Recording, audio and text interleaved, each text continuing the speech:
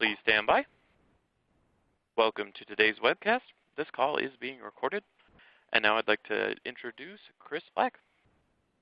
Hey, thank you so much, Evan, and welcome everybody in our audience to today's webcast, How Active Directory Groups Get You Hacked. Today's webcast is sponsored by Imanami. I'm Chris Black with RedmondMag.com, and I'm here to be your host for today's event, so thank you all for joining. Just a few quick things before we get started with today's presentation and introduce our presenter, just a couple quick reminders. So first things first is we are recording today's event for future viewing and listening purposes. We encourage you to check out the link you'll get in your email within about 24 hours. You can listen to the replay. You could share that link with coworkers and friends who may be interested on the topic. But keep an eye out for that email, and feel free to listen to the replay if you miss anything in today's webcast. We'll also be having a Q&A session at the end of today's webcast. However, if you have a question during the webcast for our presenter, please don't be shy. Enter it into the console, and if it's on topic and it's along with the conversation, our presenter might just ask it along the way. So please feel free to participate along the way. We actually really rely on communication with you all in the audience, so play along with us, please. Joining us for today's webcast, we have a great presenter. His name is Don Jones, and he's a Microsoft MVP with more than 20 years in the IT business with a strong focus on Microsoft Server technologies. He's the author of more than 45 technology books, including titles on administration and software development, and he writes columns for industry-leading periodicals as well. He's an in-demand speaker at technical conferences and symposiums worldwide, and is widely recognized as one of the top trainers in the Microsoft sector. And without any further ado, I will hand the presentation over to Don, so that way he can get started with the presentation. So Don, take the floor. Great, thank you, Chris. Welcome everybody. Good afternoon, good morning, good evening, wherever you happen to be. We're going to talk a little bit today about how AD groups can get you hacked. And it's kind of been a big topic. I've been fortunate enough to be on a couple of incident response ride-alongs. So a couple of friends of mine help run or work for incident response companies, consulting firms. And there's been a couple of incidents recently where I've gotten to kind of ride along on an incident response with them. And a couple of those have sparked my interest because they were really directly related to Active Directory groups and Active Directory group management. And I wanted to kind of put this together and spend a little bit of time helping you understand a couple of things. And one, I know that everybody has this feeling that, well, nobody would want to hack my company. And it's just not true. The ride-alongs I were on were small companies. That's why they had to hire a consulting firm to deal with the incident response. We're talking IT teams of 20, 25 people, not large companies. The point is that everybody has something that an attacker might want, even if it's just to create a next step for whatever the attacker is really after. And understanding how they go after Active Directory groups, which are not only a target but also a lure to them, is important. Understanding their motives, understanding what it is they're after, understanding how they turn a technical thing into a social engineering thing and then turn that into a vulnerability, and how they go through those multiple steps is hugely, hugely important. And I think a lot of the takeaways that I've had on these ride-alongs were largely along the lines of, look, there was no actual technology that could have prevented any of those things. It was all procedural and process related. But there are tools you can put into place and things you can put into place to help address those process and procedural problems. So that's what we're going to do today, is just kind of run through that. Promise I won't keep you very long, but I think it's important stuff. I think as more companies start to realize that, yeah, everybody is going to be attacked at some point, whether you're hacked or not is really up to you. And as Chris said, please feel free to drop questions, observations, comments into that Q&A box. I've got it up in front of me. I'm pretty good at kind of keeping track of that as we go. And I'd love to kind of bring your thoughts and feelings and experiences and questions into the conversation. So it's not just me. We can all kind of share information together. So please feel free to do that. So with that, let's kind of jump on. Just to make sure we're all on the same page about what I'm actually talking about. We're talking about Active Directory groups. And we know that there's two types of Active Directory group, and they're used for permissions, and that's your security groups, your SGs, and mailing lists, and that's your distribution groups, or your DGs, right? And that's what they're used for. And I think one of the first things I get into when I sit down, I start talking to technology leaders and the senior technology people in companies, whether it's before or after an incident of some kind, I kind of get a little bit of pushback because, like, yeah, they're AD groups. I mean, we use them for file permissions, and we use them for a little bit of stuff in maybe SharePoint, and we use a bunch of mailing lists. This is not a big security thing. Like we got this. Like, yeah, but understanding why these things attract attack is important. Like, not so much what you use groups for, but what about these groups is attractive to an attacker? They've got a totally different mindset, right? They're not really interested in securing file servers or distributing email to a bunch of people. They've got their own perspective and their own motives, and understanding those motives is kind of important. And groups, I think, in particular, are one of these things that we don't think enough about attackers' motives. We tend to worry about our firewalls. We tend to worry about malware, lots of things that we still have to worry about. But understanding why they care about these things is important. So from the permission perspective, if we're talking about security groups, an attacker's belief is, if I can get a SID, so a security identifier, if I can get a security principal that I control into a group, then I can start to get to stuff. And it's surprisingly not difficult for an attacker to gain control over a security principal in your environment. We spend a lot of time worrying about the domain admins group. We worry about our domain admins accounts. We worry about the enterprise admins groups. We don't tend to worry as much about ordinary accounts, right? Just normal user accounts. We've got so many of them, and it becomes relatively easy through several different mechanisms for an attacker to get control over one of those. We rely on the fact that those accounts aren't highly privileged. They're not highly permissioned. So all the attacker has to do is find a way of getting an account they control into a group that they want to be in, and all of a sudden the world becomes theirs. It's not a difficult technical step, and it's not a difficult social engineering step either, and we'll dig into that in just a sec. The other thing that attackers are attracted to, believe it or not, are our distribution groups. Nearly every single ride-along I've been on has had people in distribution groups who technically should not have been there, and the attackers use these things to gather intelligence about our environment, about our company, about our social setup, right? We think, well, it's not like somebody's going to get a network diagram mailed around and that's going to tell them how our network is put together, except that actually has happened. I was in a ride-along where that is exactly what occurred, and that's how they found out how the network was put together. But they're also looking for cues about our culture. They want to know how people ask for help at the help desk. They want to know how the company works so that when they decide to finally make a social engineering attack, they can make it seem like it's part of the company. They can make it seem more legitimate. And that's how they get our users to do things they shouldn't do, including the folks on our help desk maybe, who have the ability to put people into or out of security groups. So there's a lot of work and a lot of planning goes into attacks, even for a seemingly small reward, because remember, the guys who are doing these attacks don't need to get paid that much. A lot of them work for large groups of people who just spend all day doing this, and they don't need to make a lot of money. It's cheap labor, and so they will go through all these steps. It's really easy for us to sit back and think, yeah, I would never spend time doing all this, so nobody else would, but they really will. They actually will. So here's what attackers rely on. Number one, you don't treat all of your groups as high risk. Most of us treat most of our groups as low risk. And I'm not saying all. Like, I know that you got domain admins figured out. You got enterprise admins locked down. There's probably some other security groups you pay a lot of attention to. But if you look at the total number of groups you have in your environment, which is probably in the hundreds, if not thousands, then you know that a small percentage of those, a very small percentage, you and your organization consider those to be high risk. The rest of them you don't pay as much attention to.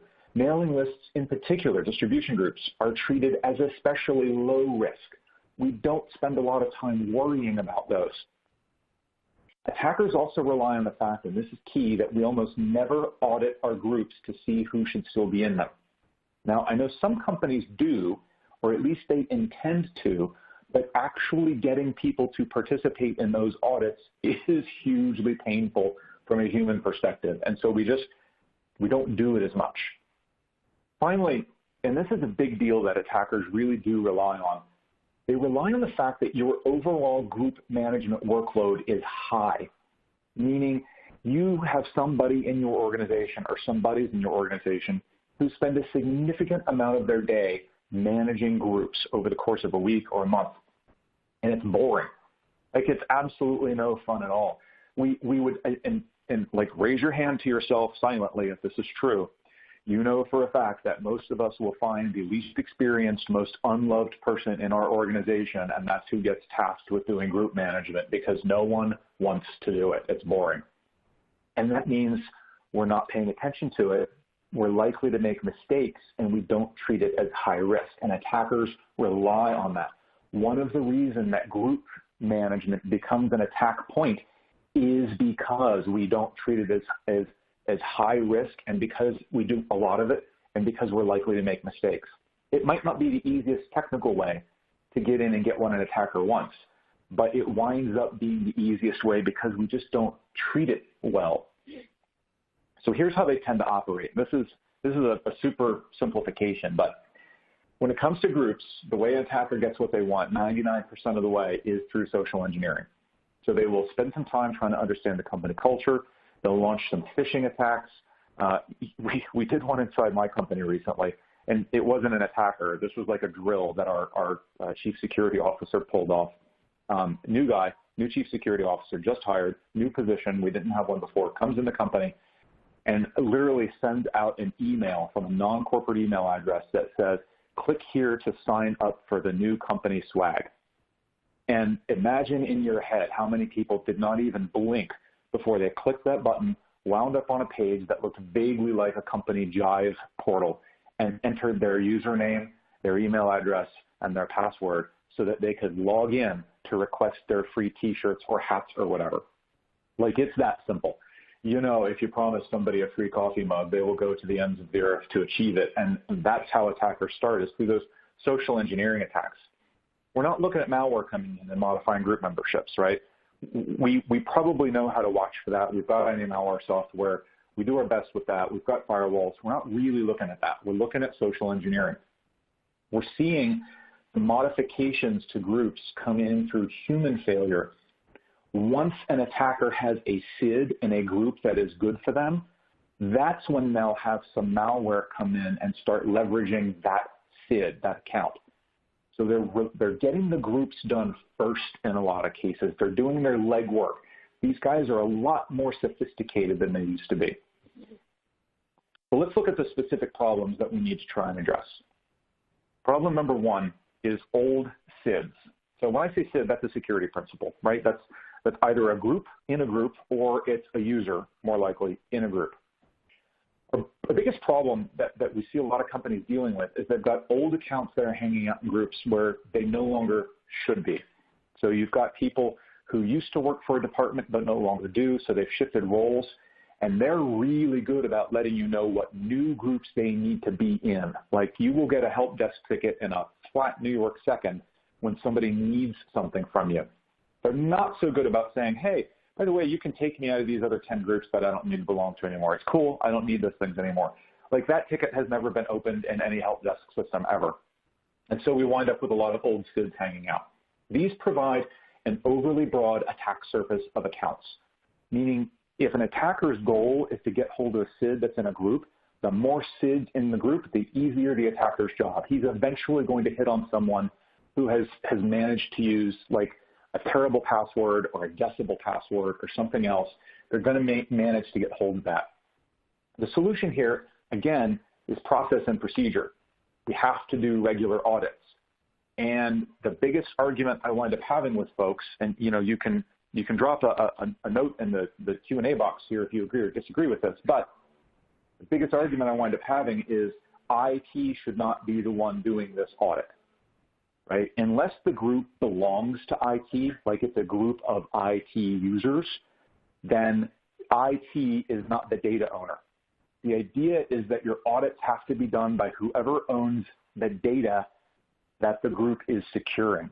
So if it's a group of accountants in the finance department, then someone in accounting should be doing that group audit. If it's a mailing list of all the company executives, then the administrative assistant to the CEO, someone in that team is the one who should be doing that audit. They have to do it, and they need to do it through some interface that forces them to do it. And that is no fun to sell to an organization, and I get that. But part of the neat thing about security is that it's never fun. You just have to do it anyway, even though it's not fun. So you give them some kind of interface and say, look, here's the deal. Every single person in this group is going to expire unless you go in and do something. So you force the issue. And then they need to go in and reauthorize each person. And yeah, is it possible that someone's just going to go through and check, sure, leave them all in there? Yeah, absolutely. But that creates a point of accountability. If that group winds up being the one that got someone in and made a data loss or damage or something else, you've got some accountability, and you've got to stress that through education, right? That's why a lot of this is about process and procedure. Tony points out, I agree, but it's hard to get the owner to take accountability for all those people. It absolutely is, and that's why this discussion starts with your Chief Information Security Officer, your CEO, your CTO, your CIO. You've got to have a company culture of accountability and tell folks, hey, look, it's real simple. If you don't want to be responsible for who gets access to this, it's cool. We'll just delete the group and no one will get access to it, and then we'll know it's safe. Meaning the only operational option is either don't have data that needs to be secured or take responsibility for it. Be a grown-up. It's a hard conversation. Do not want to undersell the fact that it is a hard conversation. But it's a conversation that is long overdue in a lot of organizations.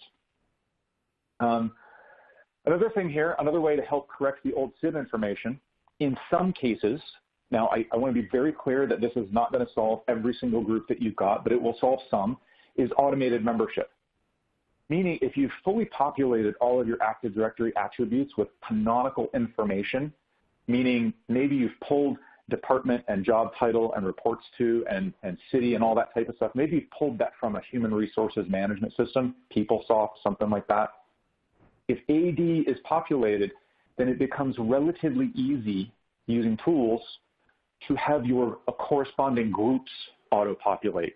So if you've got a finance group or an executive group or an IT group, then you can automatically populate that based on the information in Active Directory. If somebody's role within the organization changes, it will change within the HR system. That's one thing HR manages to get right because it affects things like payroll and org charts, which they love.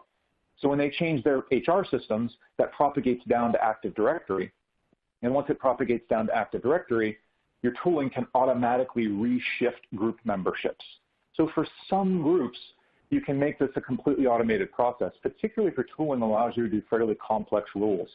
Like, is in the IT team and is based in San Francisco, then they go in this particular group. Or if their title is this and they're in this group, then they go in this particular group. Like, if you can get complicated, then you can start to take a lot of that burden off of your hands. Distribution lists. Problem here is they're almost always treated as low risk, except many of them provide access to very high risk information. I mean, the amount of proprietary culture-based stuff as well as trade secrets and intellectual property that we pass around via email is insane. Even with the advent of things like Slack and Microsoft Teams and all that, we still use email a lot to send documentation around, and it's a way for an attacker to get a feel for our culture, to get a feel for who we are. And so you have to treat distribution lists the same as you do security groups.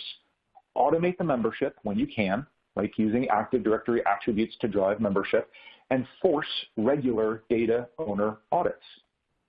Now, the neat thing here is if you make it clear that you're going to start forcing data owners to audit, a lot of them will suddenly discover that, in fact, it's not that complicated, and if you just use these Active Directory attributes, that would do it for me, and then you can automate it and no one will have to audit it whatsoever. Like the pickiness that a lot of folks have tends to go away when it becomes their problem to deal with their own pickiness. Another thing about distribution lists, we absolutely do have truly low-risk distribution lists. We definitely have them. It's the distribution list for the company picnic, or the distribution list about the charity fundraiser, or the Christmas party, or whatever it is. Currently, too many of us treat these the same as anything else, which means they suck down human bandwidth and they cause us to lose focus on what's really important. And so that style of list is something you can just shift over to a self-service portal, right? Create something so that users can go self-manage their membership, put themselves on the list or off the list, not every group, just the ones that are truly low risk. And then my suggestion is to modify your group names to clearly indicate that this is an unmanaged low-risk group. That helps people, along with some education, which is always a thing, that helps people visually identify that, hey, I should probably not send the entire company payroll spreadsheet to this list because it's unmanaged and unsecure. And use words like that, like unmanaged, unsecure, external, something like that. Whatever your company culture will trigger on to know, that's not one to start using, sensitive information with. Another problem we have is out of sight, out of mind. Group health is something few of us even think of as a thing, let alone something that we monitor. So when I talk about healthy, what is group health? Are there groups with a lot of disabled user accounts in them? Like if you have a lot of disabled user accounts, that's a problem, but they should certainly not be hanging around in groups. That's just an attack surface waiting to happen. Do we have groups that have no data owner? Do we have groups with no description? Honestly, if you've been doing this for a while and you're used to going into environments, if I look at Active Directory and I pull up the groups page and I'm scanning through the groups, the more groups I see that do not have a decent description, the more other security problems I am likely to find throughout the organization, because the organization does not manage itself well. Not having group descriptions suggests to most security experts that you're doing a lot of ad hoc management, that there's not a lot of process around things, which means things are going to change, and they're going to change in a very invisible way, and that's where problems tend to crop up. Descriptions should include something about the group's risk profile. What does the group secure? Is this for, the finance team's secret files? Is it for payroll files? Is it a low-risk group? Is it an unmanaged group? Is it self-service? Who owns it? Like, who is the point of contact for deciding who goes in that group or does not go in that group? Those are all things that you can come up with a little convention in your description fields to do. And if you do that, groups become a lot easier to understand, a lot easier to manage. Knowing who the point of contact is alone can solve so many different problems without having to have a bunch of external documentation and Excel spreadsheets and everything floating around. So think about group health in that way, and then do a regular audit of your group health. Our sponsor, Imanami, I think we have a URL at the end here. I'll give you, they actually have a little free tool you can download that will scan through your groups and give you a sample health report that will give you an idea of the types of things that are considered group health, part of group health. Do that type of a report regularly because it creates some actionable points for you to address. These are things we need to get on top of. And it's just a good external reminder. Workload. This is another problem. When all groups are treated equal and they're all managed more or less manually, then it disperses your human attention. Meaning, if you've got a limited number of resources, if you've got 2 poor schmucks that you can put on group management, but that's it, and they spend all their time doing essentially the same thing with groups, then they're no longer going to be tightly focused on the things that really require human intervention. Like their attention it's like working at a fast food joint. You just stop paying attention to things after a while because you're just pushing your buttons and doing your thing. And if there's a fire behind you, well, you didn't notice because there's not a button for that. So you got to get into this automation. Switch to automated. Switch to self-service membership whenever possible. Delegate administration out to data owners whenever possible. The few things that are left that IT truly has to manage are probably some of the most important things you have, and you'll be able to focus on them with the attention they deserve given that level of importance. But it's the automation that really, really has to happen. So the tools. How do you actually make all of this occur? Let's talk about some basics. One of the capabilities we've discussed here is the ability to sync canonical employee personal information into Active Directory. Now, some of you might already be doing this. Some of you might use Active Directory as your single source of truth. That's fantastic. But creating this synchronization is pretty straightforward.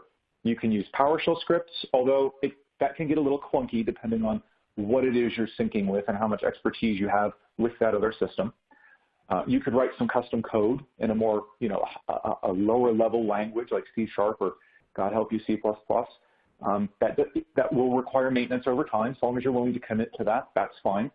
And there's plenty of third-party tools out there. They're often a little bit easier to maintain and deploy because you usually just have to install them and set up the synchronization process once. But this gives you a range of options. You've got some DIY options. You've got some things you can go get and install. Nearly any single HR system lives in a very straightforward relational database back end, and you can figure out how to sync data in and out of it. It's usually not that hard.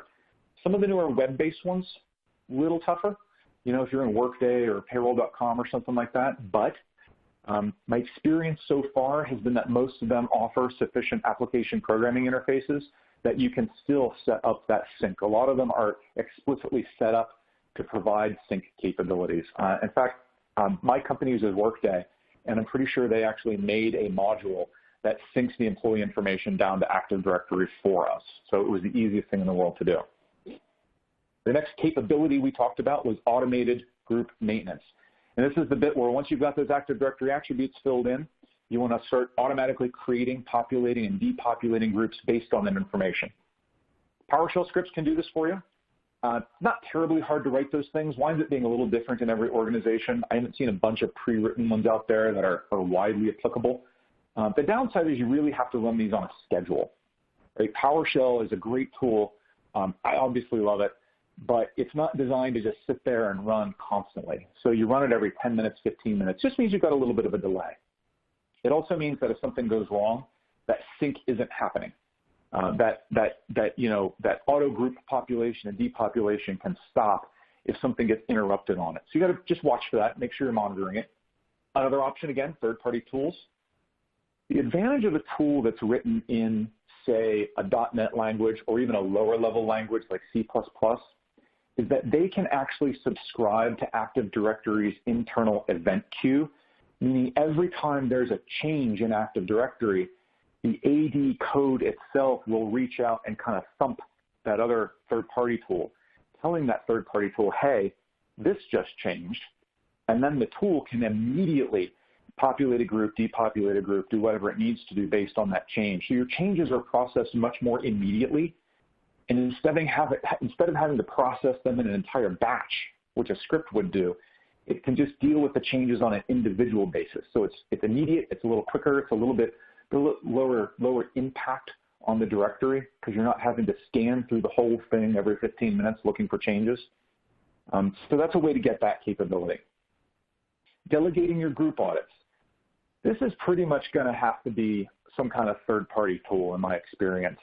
Unless you've got a really robust software development team that's capable of standing up a self-service user interface, you're going to have to get one.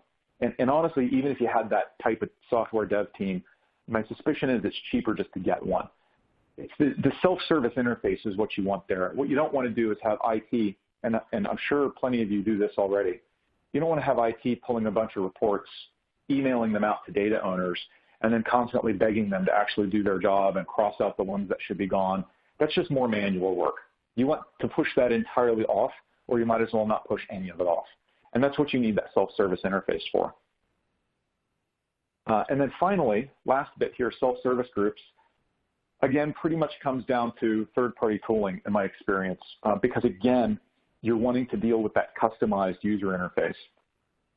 So I want to pop back and make a couple comments about a couple things that have come previously, but I want to give you an opportunity to punch a couple questions in, make sure I'm answering those questions, make sure I'm thinking about all the different variations, the permutations of your specific situation. So go ahead and take a minute to think about that and do that. I want to swing back to one particular slide here if I can find it.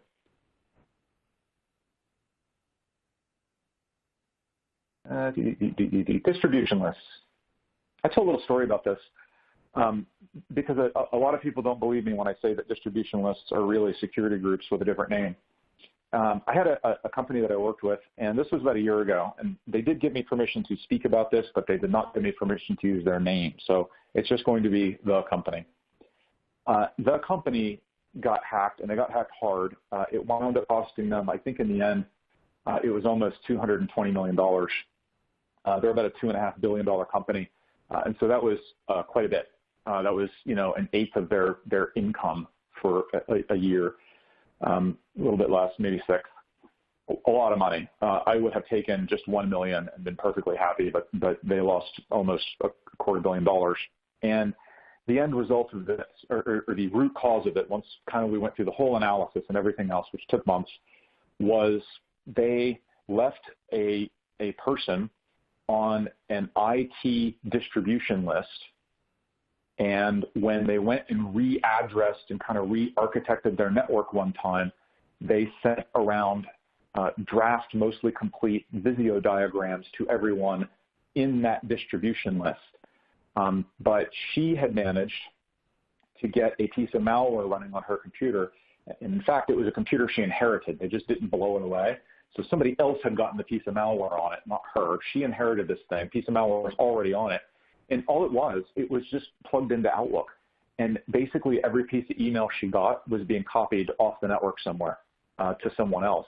And they were using that to learn more about the company. But when this network diagram came through, I'm sure the attacker thought, oh my God, jackpot. I know all the IP address ranges. I know where all the servers are. I know where all the subnets are. I know where all the firewalls are. I know where all the clients are. And then they just started deploying scripts and malware into the environment, taking advantage of all that. They wound up pulling tons of customer information, including payment information, out of the database, and then wound up using some of that information to launch attacks socially on those customers, just compounded the problem and the amount of information they were able to get, the amount of damage they were able to do. So it's a pretty serious thing. Good question from Lindsay. So how do you deal with Office 365 groups? Depends. If the groups are entirely in Office 365, I would say you need the same capabilities, but the actual tools you use might be a little bit different. One of the reasons I'm kind of a fan of using synchronization, so sync your Office 365 identities into an Active Directory domain controller, even if that domain controller is just running in an Azure virtual machine, is because I have a lot more interfaces to Active Directory. Like there's a lot more tools and a lot more scripts and a lot more things I can do to a domain controller than I can to O365. And so if my O365 is syncing to a domain controller, I can do all my cool stuff at that DC and just sync it back up into O365. But there are tools out there that can help you automate the O365 membership as well. John points out that managers should just say this person left, remove his name. Yeah, you would think. With modern companies, and somebody turns in their notice, and 5 minutes later they've got a banker's box full of their personal stuff, and they're being walked out the door. We can figure that out somehow, but we can't manage to let anyone in the rest of the company know that they've left, so that we can start pulling them out of groups and deactivating their account and stuff like that. It's pretty amazing. So before I let you guys go, because I don't want to keep you on here all afternoon, thanks to Minami for sponsoring this, giving me an opportunity to talk to you a little bit, maybe get you thinking about groups in a little bit of a different way. They do have a book. It's free. It's The Ultimate Guide to Managing Active Directory Groups. There's a URL here where you can go get it. And while you're on eminami.com, you can also look for their group health reporting tool that I mentioned earlier. Great thing. Just pop it onto your computer, let it take a look at your current group situation, and you might be impressed by how good your groups already are, or you might be a little worried about the health report that comes back. It's kind of a fun thing to do, to take a look at. But with that, I believe we've cleared up a lot of the questions, and I will turn things back over to Chris to close us out.